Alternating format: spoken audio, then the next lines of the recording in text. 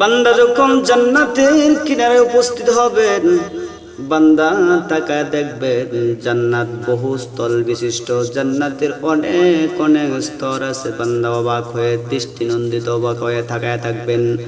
বান্দা দ্বারা চিন্তা করবেন এত স্তর বিশিষ্ট, এত তলা বিশিষ্ট জান্নাতে কিভাবে উঠবে। বান্দা তাকায় দেখবেন যে জান্নাতে উঠার মতো কোনো সিঁড়ি বা লিফট নাই, কিভাবে উপরে উঠবে। বান্দা বড় টেনশনে পড়ে যাবে।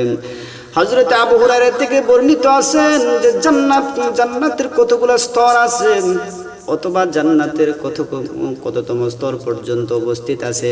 নবীজির সাহাবী হযরত আবু হুরায়রা থেকে বর্ণিত সহিহ বুখারীর বর্ণনা 2790 নম্বর হাদিসের বর্ণনা। আবু হুরায়রা রাদিয়াল্লাহু তাআলা থেকে বর্ণিত, নবীজি মুহাম্মদ সাল্লাল্লাহু আলাইহি ওয়াসাল্লাম বলেন, ইন্না ফিল জান্নাতি মিয়াতা দারাজা। নবীজি হাদিসের ভিতরে বলেন জান্নাতের একটার দুইটা নয়, জান্নাতের 1 থেকে শুরু করে 100 পর্যন্ত স্তর আছে। এটা আমরা একটি হাদিস থেকে পেলাম, কিন্তু আরো অন্য অন্য হাদিসের ভিতরে আসছে। নবীজির অনেক মুফাসসির কেরামগণ বর্ণনা করেন যে জান্নাত শুধু 100 তলা বিশিষ্টই নয়, বরং জান্নাত 100 তলা নয়, বরং জান্নাত আরো বহু বহু গুণ বেশি স্তলা বিশিষ্ট হতে পারে। যেমন মুফাসসিরগণ বলেন যে কোরআনুল কারীমের ভিতরে যতগুলো আয়াত আছে এতগুলা স্তর হবে, এত তলা বিশিষ্ট জান্নাত বান্দার জন্য আল্লাহ তৈরি করবেন। তাহলে আমরা কোরআনুল কারীমের ভিতরে 6666 আয়াত আমরা খুঁজে পাই, অথবা 6236টি আয়াত পাই।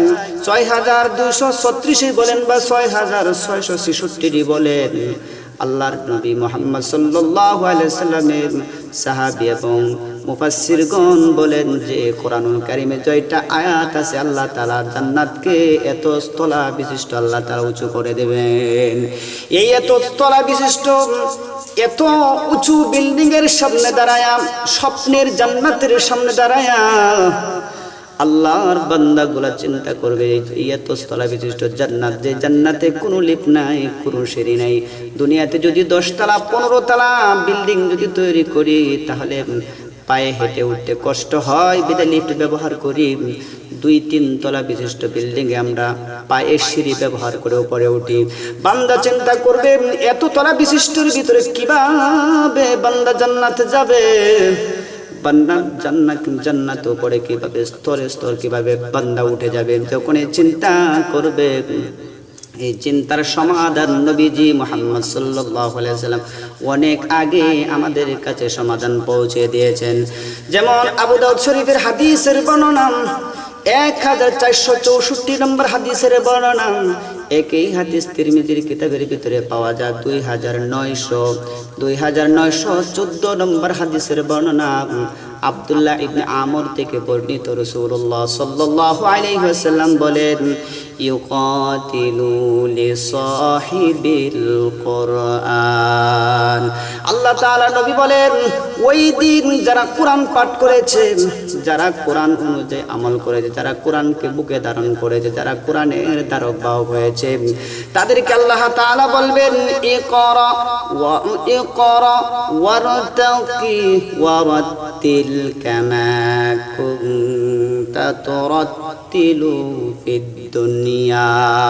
ও আমার বান্দাগণ, ও আমার উম্মত, নবীজি দুনিয়া জানায় দেন আমার উম্মত, যেদিন জান্নাতের সামনে দাঁড়ায় যাবা, ওই দিন তোমরা দুনিয়াতে যেভাবে তারতিল সহকারে কোরআনুল কারীম তেলাওয়াত করেছো, সুন্দর করে মাধুর্য অনুযায়ী যেভাবে তেলাওয়াত করেছো, এইভাবে তেলাওয়াত করবা।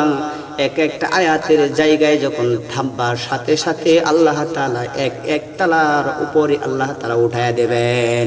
আপনি যদি পড়েন والشمس وضحاها والقمر إذا تلاها والنهار إذا جلاها والليل إذا يغشاها والسماء وما بناها والأرض وما طحاها এভাবে বান্দা যত আয়াত করবেন আল্লাহ রাব্বুল আলামিন বান্দাকে এক এক তলার উপরে আল্লাহ তাআলা উঠায় দেবেন।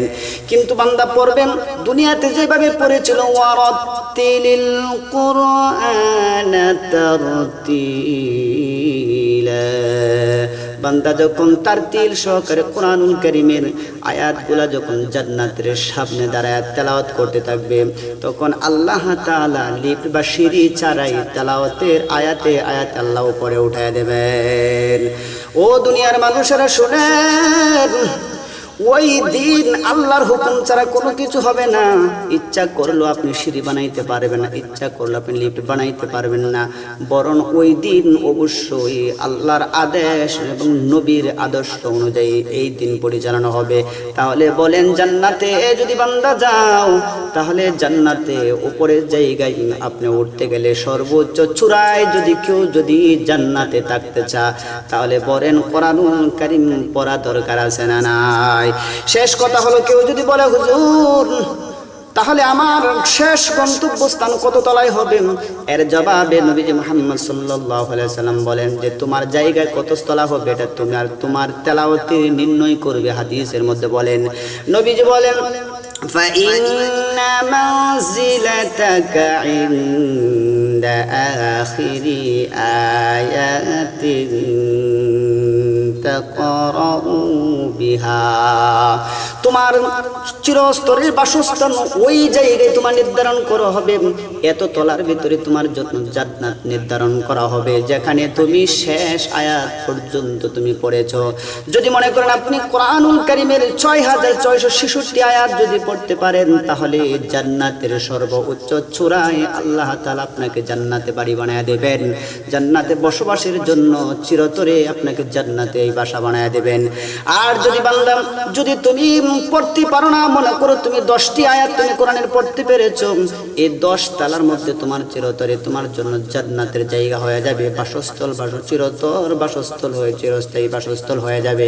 এইভাবে বান্দা যে যত পরিমাণ কোরআনুল কারীমের আয়াত সেই দিন তেলাওয়াত করবে, আমার আল্লাহ তাআলা এত তলা বিশিষ্ট তোমার জন্য এত উপরে তোমার জন্য জান্নাতের চিরস্থায়ী বাসস্থল জান্নাতে আল্লাহ দান করে দেবেন।